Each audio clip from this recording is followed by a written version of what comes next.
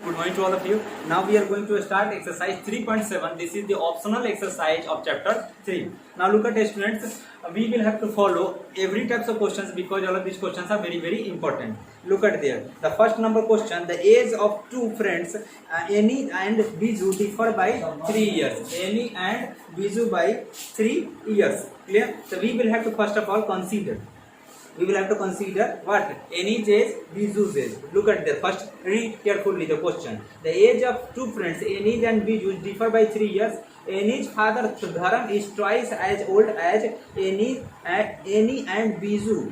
Annie and Biju is twice as old as his sister Kathy. The ages of Kathy and Dharam differ by 30 years. Clear? Look at there. Find the ages of Annie and Biju. Look at there. यहाँ पर क्या problem आ रही है भाई? अभी तो any और बीजू की बात करें तब उसके पापा की उसके बहन की बात शुरू हो गई सबसे पहले। तो इतना तो कम से कम क्या हो चुका, हार्ड लगेगा हम सभी के। तो हम लोग क्या करेंगे ना इसको कि हम लोग मात्र दो ही को मानेंगे, उस पर उसको बेस्ट कर देंगे। ठीक है, दोनों को मानेंगे और उस पर क्या कर देंगे, उसको बेस्ट कर देंगे। लिखेंगे let us consider Annie's age is equal to x years. Clear? Second one Biju's age is equal to y years according to question. Again and कर लीजिए. Annie's father is twice as old. The two friends of the Annie differ by 3. Listen, differ by 3. तो look at there. यहाँ पर हमें क्या हो चुका, दोनों का डिफरेंस पहले हम यहाँ पर लिख ले according to question. x और y में कितना का डिफरेंस है, 3 इयर्स का डिफरेंस है. पहला इक्वेशन ये आपको बन चुका. पहला इक्वेशन क्या बन चुका, x और y का डिफरेंस क्या है, मींस एनी बीजू के बीच में डिफरेंस कितना का, 3 इयर्स का. तो हमने एक इक्वेशन बना दिया. क्योंकि अब दूसरा क्वेश्चन बनाने के लिए पहले हमको किसका, उसके फादर का और उसके सिस्टर का एज हम लोग को पता करना होगा. इसलिए सबसे पहले एनी का एज हम लोग मान लिए, बीजू का एज मान लिया और इससे जो इक्वेशन बन रहा है उसे हमने सॉल्व कर लिया. क्या चाहिए, एनी और बीजू के एज में कितना का डिफरेंस है, 3 इयर्स का. हमें यह नहीं पता है, ठीक है, कि एनी बड़ा है कि बीजू बड़ा है, ये हम लोग को पता नहीं है. ठीक है, अब देख लीजिए सबसे पहले. फिर उसके बाद Annie's father Dharam is twice as old as Annie. अब देखिए धर्म का एज कितना हो जाएगा, बोलिए धर्म. और यहाँ पे याद रखेंगे हमेशा हम कैसे मान रहे हैं, प्रेजेंट एज. हमेशा क्या मान रहे हैं, प्रेजेंट एज. यहाँ पर कैसे मानेंगे, धर्म से प्रेजेंट एज, सबका प्रेजेंट एज मान रहे हैं, आज की एज. ठीक है, तो कितना हो जाएगा, 2x. एनी से वो कितना है, 2 गुना है. धर्म लिखा हुआ क्वेश्चन पढ़िए. Annie's father Dharam is twice as old Annie. Annie की एज से धर्म की एज क्या चाहिए, 2 गुनी. ट्वाइस है तो 2 गुनी हो चुकी. Biju is twice as old as sister Kathy. ठीक है, अब देखिए कैथी से ही बीजू ज्यादा है. कैथीज प्रेजेंट एज. अब बोलिए कितना है, 2 गुना है. तो क्या हो, कैथी से ही क्या है, 2 गुना है बीजू, यानी कि इसका हाफ हो जाएगा. इसमें क्या हो जाएगा, हाफ हो जाएगा. तो y/2 याद रखिए, परसेंटेज y/2. अब चलिए एक और क्वेश्चन, एक और क्वेश्चन क्या आ रहा है. अब क्वेश्चन क्या कहना है, जब फिर से पढ़ेंगे. The age of Cathy and Dharam differ by 30. ठीक है, इन दोनों के एज में कितना का डिफरेंस है, 30 इयर्स का. 2x minus y/2 is equal to 30. चलिए इक्वेशन बना ले, इसका सॉल्व करते हैं. देखिए नीचे एलसीएम कितना आएगा, ऐसा कितना आएगा, 2. ठीक है, 2 2 या 4x. इधर हम सॉल्व कर देते हैं. यहाँ पर देख लेंगे, यहाँ पर आप देख लीजिए, यहाँ पर से 2 का 2 2 या 4x minus y is equal to 30. चलिए कितना बना, 4x minus y is equal to 60. Equation आपका 2. इक्वेशन आपका क्या हो गया, 2 हो गया. कॉपी कीजिए इसको. Now students, we are going to solve the question number 2. The question is very complicated, clear? Means according to the statement, but very easy according to the solving. ठीक है, बहुत ज़्यादा इजी है. अब सबसे पहले समझना है, आप सभी यहाँ पर ध्यान देंगे कैसे ये बनेगा. ठीक है, और इसमें क्या करना है, एक लड़का बोल रहा है कि आप मुझे 100 रुपये देंगे. ठीक है, तो मैं तुम्हारे 2 गुना हो जाऊंगा. तो सबसे पहले समझिए, एक लड़के के पास, पहले वाले लड़के के पास क्या चाहिए, x रुपीज है, दूसरे लड़के के पास y रुपीज है. अब समझिए, इधर समझ लीजिए, बहुत ईजी क्वेश्चन है, एक बार बन जाएगा. इधर देखिए. ठीक है, पहले वाले लड़के ने दूसरे लड़के से कितना मांगा, 100 रुपीज. तो उसका कितना हो गया, x प्लस 100 हो गया. अरे पास में कितना हो गया, x प्लस 100 हो गया. लेकिन दूसरे के पास में तो 100 माइनस में हो गया. दूसरे के पास में क्या हो चुका, 100 माइनस होगा, वो कितना हो गया, y माइनस 100.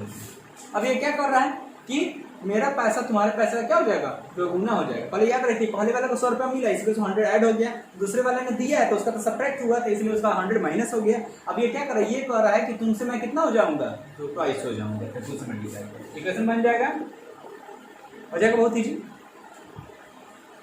जैसे देखिए यहाँ पर क्या बनाएंगे, x प्लस 100 इधर बन जाएगा, बोलिए 2y माइनस 200। अब इसको देख लेते क्या बन जाएगा, x minus 2y is equal to, देखिए 200 ऐसे से माइनस किया था कितना आ चुका माइनस 300, देखिए माइनस 100 और माइनस 200 कितना आ चुका माइनस 300। इक्वेशन नंबर बन चुका, बात समझ में आ चुका। फिर समझिए 100 रुपये इसको ऐड किया गया, उसका 100 रुपये सब्ट्रैक्ट हो गया, और ये क्या उसके ट्वाइस हो चुका है, इसमें छोटे वाला 2 से मल्टीप्लाई करें तो इसमें 2 से मल्टीप्लाई। फिर समझिए फिर क्या कहना चाहता है, एक फिर कहता है कि आप मुझे इफ यू गिव मी 10, अब दूसरा वाला कहता है, अब दूसरे वाला क्या चीज कहता है, अब पहले वाले ने जब कह दिया तो दूसरे वाले ने क्या कहा कि नहीं तुम हमको क्या चीज करो, तुम हमको 100 रुपये मत दो, मुझे कितना दो, ओनली 10 रुपीज, तो you will be give me only 10 rupees. कितना हो चुका इसको 10 रुपये मिल चुका था, इसमें ऐड हो जाएगा, और फिर दूसरे वाले से क्या हो जाएगा माइनस हो जाएगा, कितने से x में से कितना हो जाएगा 10 रुपीज माइनस हो जाएगा। लेना पड़ा है कितना 6 टाइम्स, कितना करा 6 टाइम्स, ठीक है। तो y plus 10 is equal to 6x minus 60, ठीक है। तो y minus 6x is equal to minus 70, कितना हो जाएगा माइनस 70। इस तरीके से हम लोग क्या करेंगे, इसको हम लोग कंप्लीट हो जाएगा। चलिए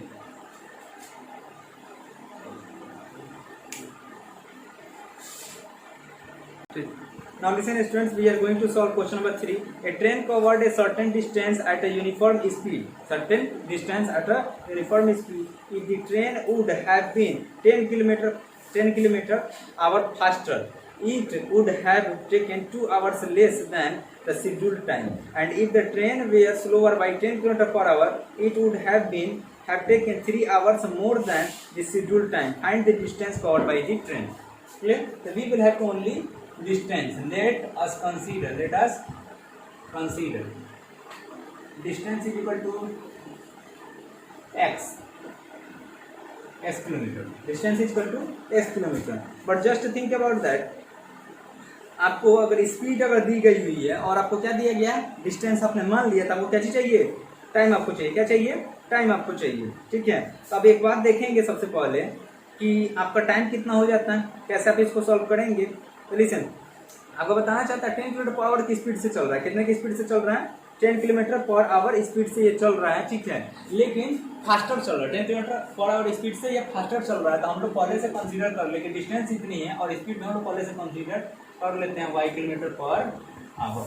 चलिए तो बताइए टाइम कितना होगा, पढ़िए speed is equal to distance by time. तो टाइम क्या निकलता है, time is equal to distance by speed. Distance कितना हो चुका x बाई y हो चुका। अब एक और क्वेश्चन समझिए, क्वेश्चन क्या कहना चाहता है, क्या कहता है, अब 10 की स्पीड ज्यादा है, पढ़िए 10 किलोमीटर पर आवर स्पीड उसकी क्या हो चुकी है, बढ़ चुकी है, डिस्टेंस उतना ही रहेगा, बदल जाएगा, वही रहेगा।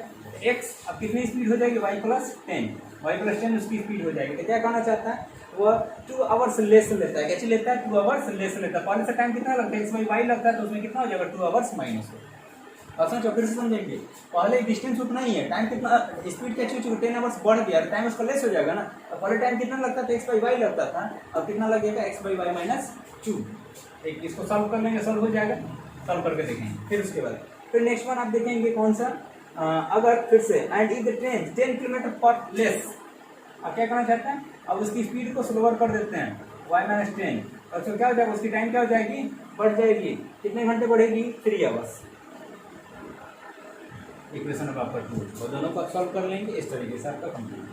Question number 4, the students of a class are made to stand in rows, ठीक है, रोज में यानी कि असेंबली जब हो रही है तो उसमें रो में खड़ा किया जा रहा है, स्टूडेंट्स सबको स्टैंड किया जा रहा है। If 3 students are extra in a row, 3 students क्या है, एक्स्ट्रा है, then would be a 1 row less, clear. 3 students are extra in a row, there would be 1 row less, clear. If 3 students are less in 1 row, there would be 2 rows more, clear. Find the number of students in the class. Let us consider number of students is equal to x. Number of students कितना हो चुका है, x हो चुका है। अब यह पढ़िए क्वेश्चन क्या कहना चाहता है, the students of class are made to stand in row, सारे बच्चों को क्या करना है, x स्टूडेंट को हम लोग को रो में खड़ा करना है। If 3 students are extra in a रो, पहले से जितना रो था उसमें कितना हो जाए, 3 एक्स्ट्रा हो जाए, 3 एक्स्ट्रा हो जाए, यानी कि पहले से अगर एक रो में कितने स्टूडेंट थे, अगर y अगर स्टूडेंट थे, जैसे कि टोटल स्टूडेंट्स कितने हो चुके हैं, x हो चुके हैं। और हम लोग करते हैं कि नंबर ऑफ स्टूडेंट्स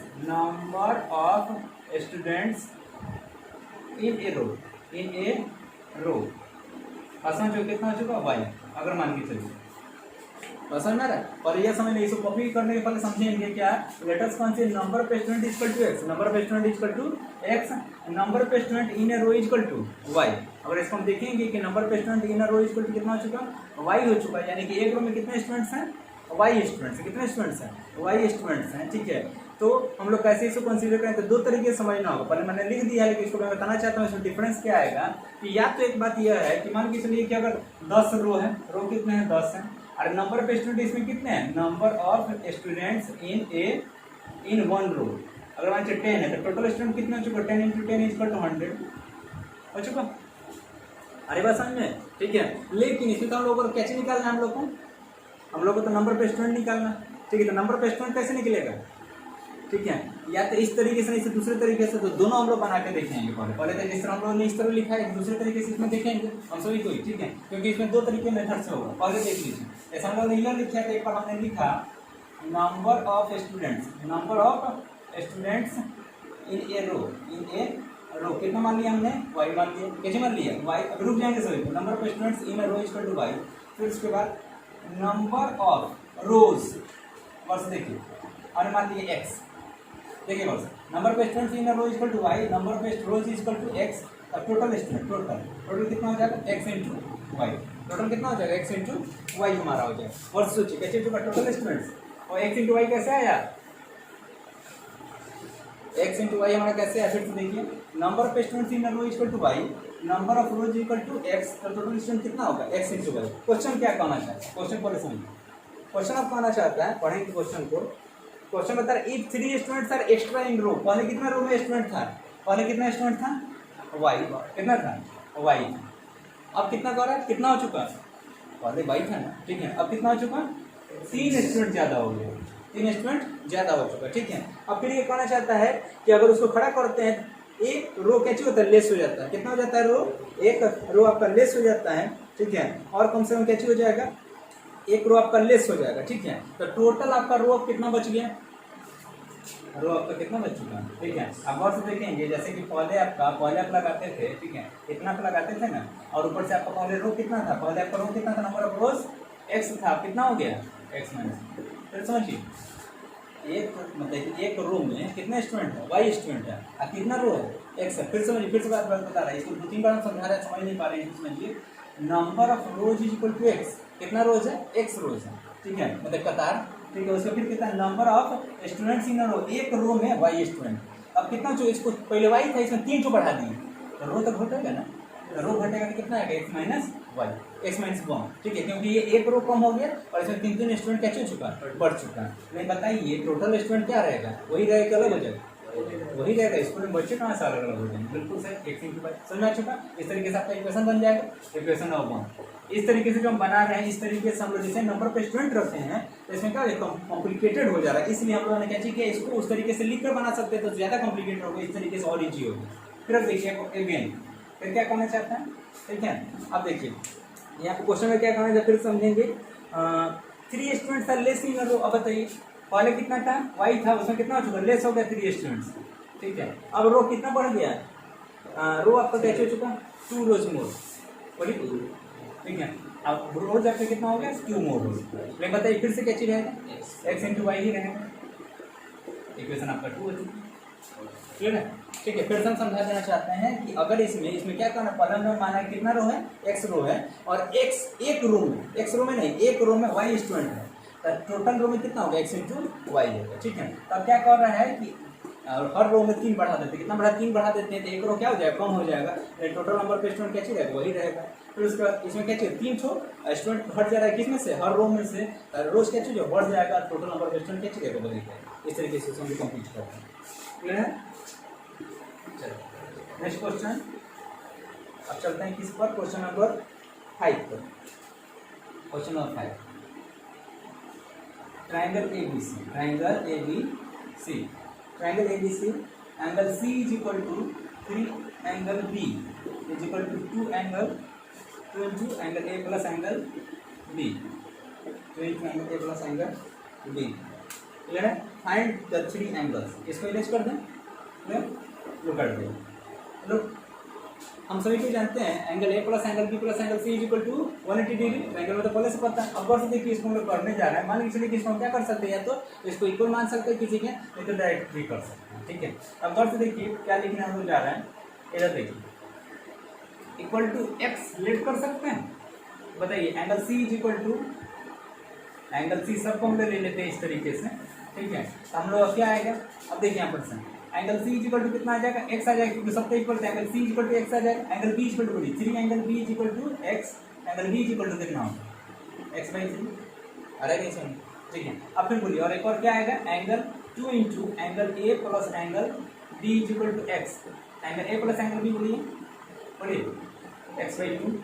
ठीक है, लेकिन एंगल सी डायरेक्ट हो गया एक्स के equal. 3 angle B is equal to x के इक्वल होगा, तो बी का कितना आएगा, 3 इधर मल्टीप्लाई किया जाएगा करके डिवाइड हो जाएगा। फिर देखिए ये वाला पार्ट पूरा इक्वल होगा किसके, एक्स के। ठीक है, तो 2 यहाँ पर मल्टीप्लाई यहाँ पर क्या हो जाएगा, डिवाइड हो जाएगा। चलिए अब बोलिए, तो एंगल क्या होता है, angle A plus angle B plus angle C is equal to 180। और यहाँ वाले पुट कर देंगे, एंगल ए प्लस बी की जगह बोलिए एक्स बाई 2, एंगल सी की जगह बोलिए x is equal to 180। Find out कर लेंगे एक्स का वैल्यू, और एक्स का वैल्यू डाल करके फिर यहाँ पे ए बी सी आप निकाल सकते, निकल जाएगा। Now students, we are going to solve question number 6. In the question number 6, two equations are given. We will have to solve graphically. Clear? So you will have to make the table. In the previous class that you already mentioned that you will have to draw the tables. After that you will have to use the graph paper and show graphically. Clear? Therefore you can try to solve question number 6. Now look at question number 7. Different types of questions are there. We will have to only getting the hints and try to solve. Listen, how can we solve? Look at there the plus. This is positive. This is the equation is given, both of those. Equation is given. Look at that. There is a y, ये y दिया गया हुआ है. There is plus minus. Plus minus means different sign. Different sign होता है, क्या करेंगे, add करेंगे. क्या करेंगे, ऐड करेंगे. ये इक्वेशन में 1 हो चुका है, इक्वेशन में 2, दोनों का ऐड करेंगे. लेकिन क्या कैसे ऐड करेंगे, look at that. In the equation 1 we will have to multiply by p and the equation 2 we will have to multiply by q. Equation 1 में b से मल्टीप्लाई करना, इक्वेशन 2 में कैसे मल्टीप्लाई करना, q से मल्टीप्लाई करना होगा, उसे क्या करना होगा, ऐड कर देना होगा. इस तरीके से सॉल्व हो जाएगा. Clear? According to 1, same to same question number 2 is there. Clear? You will have to subtract and multiply opposite. जैसे ऊपर वाला नीचे से, नीचे वाला में ऊपर से, इस तरह को मल्टीप्लाई. क्वेश्चन नंबर 2 भी सेम टू सेम है. Question number 3, now look at question number 3. look at that, y by b है, यहाँ पर y by b है, यहाँ पर आपको क्या चाहिए, यहाँ पर आपको चाहिए b by. इसके लिए क्या करना होगा, इसमें b स्क्वायर से मल्टीप्लाई करना होगा. look at that. देखिए तो पहले से दोनों सेम साइन है, sorry opposite sign. Opposite sign means plus करना होगा. इक्वेशन 1 में किससे मल्टीप्लाई, बी स्क्वायर. देखिए बी स्क्वायर से जब मल्टीप्लाई ऊपर क्या बच जाएगा, बी बच जाएगा. और इसमें कितना से मल्टीप्लाई करें, 1 से. किससे मल्टीप्लाई करेंगे, 1 से मल्टीप्लाई करेंगे. बहुत ईजी में हो जाएगा. ठीक है, इस तरीके से आप इसको सॉल्व कर लेंगे. ए का वैल्यू आ जाएगा और ए का वैल्यू सॉल्व करके आप निकालेंगे. ठीक है, इस तरह ट्राई करेंगे सॉल्व करने के लिए, सॉल्व हो जाएगा. क्लियर? नहीं सॉल्व हुआ तो फिर आप ट्राई करेंगे, इसको फिर पूछेंगे. Next one, question number 7 over. After then question number 4 number. I am giving the hints. A minus b into x, a minus b into x plus a plus b into y is equal to a square minus 2ab minus b square. Okay? After that a plus b into x plus y, a square plus b square plus b square. Look at here, how can we solve the first equation? आपका arrange है. First equation आपका क्या है, arrange है. Second वाला equation को आपको solve करना पड़ेगा. देखिए तो कैसे लिखेंगे, a plus B into x, अलग अलग कर दे डिस्ट्रीब्यूटिव लॉ. ये किसको तोड़ देंगे, x पर. फिर दूसरा लिख देंगे a plus B into y और a square plus B square. देखिए तो अब आ चुका है इक्वेशन नंबर 2. ये इक्वेशन है फर्स्ट, इक्वेशन नंबर 2. देखिए तो ये प्लस और प्लस है, यानी क्या कर देंगे, सब्ट्रैक्ट कर देंगे. इक्वेशन 1 से इक्वेशन सेकंड सब्ट्रैक्ट कर देंगे. फिर देखिए सेम टू सेम है कि नहीं, सेम टू सेम जैसे कैसे कर देंगे, इसको सब्ट्रैक्ट हम लोग करते हैं. लेकिन कैसे किए, इसको इस पर डिस्ट्रीब्यूटिव लॉ का सहारा लेके हम लोग कैसे करते हैं, ब्रेक डाउन करते हैं. Last question, question number 8. Question number 8 में हम लोग क्या करना है, ठीक है, याद रखेंगे. सर्कल में जब क्वाड्रिलेटरल बनता है उसे कैसे करते हैं, cyclic quadrilateral. In the 9th class we have read about the cyclic quadrilateral. Cyclic quadrilateral में क्या होगा, अपोजिट जो एंगल आपका वो सप्लीमेंट्री. अपोजिट एंगल कैसे होगा, सप्लीमेंट्री होगा. आप इस तरीके से देखेंगे, ऐसे लिखेंगे जैसे आपको लिखा गया हुआ है ए बी सी और बी. ये आपको लिखा गया 4y माइनस 4y प्लस 20. यहाँ पर लिखा गया 3y माइनस 5. यहाँ पर लिखा है माइनस 4x. ये आपको लिखा गया माइनस 7x प्लस 5. क्लियर है? अब देखिए कैसे लिखेंगे, angle A plus angle C is equal to 180 degree. अब देखिए 4y plus 20 minus 4x is equal to 150। और तो देखिएगा क्या बन जाएगा, 4x minus 4y minus 4x, 4y minus 4x, ये 20 उधर चला तो कितना बच जाएगा 160। इक्वेशन नंबर 1 अगेन एक और देख लीजिए, आप क्या लिख सकते हैं, देखिए इसको तो क्या लिखेंगे 3y माइनस 5 प्लस, प्लस की जगह क्या चल जाएगा माइनस 7x क्योंकि माइनस कर दिया गया प्लस 5 इज इक्वल टू 180। चलिए बताइए तो कितना आ जाएगा, 3y minus 7x is equal to minus 5 plus 5 cancel हो गया 180। और दोनों का आपको क्या करना है, सॉल्व करना है। ठीक है, सॉल्व हो जाएगा इस तरीके से आपके एक्सरसाइज 3.7 सॉल्व हो चुका। Try to complete all of the question. Thank you.